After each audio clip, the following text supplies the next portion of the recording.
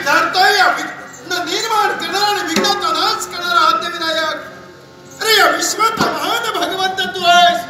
पण एका तत्वासाठी आणि विश्वकार्यासाठी वाटेल तो प्रसन्न उभा राहिला तरी हा भार्गव देवापर्यंत गेल्याविना राहणार नाहीये.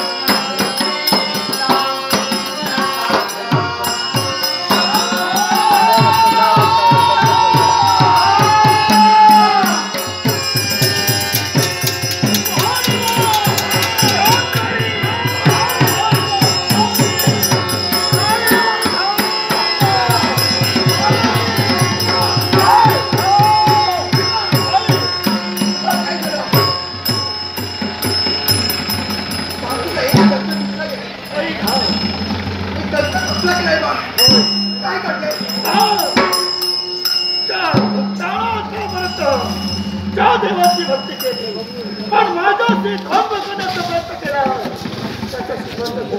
तो भार्गवानं माझ्याशी विरोध केला. हा एकदंत माझा दुःख आहे.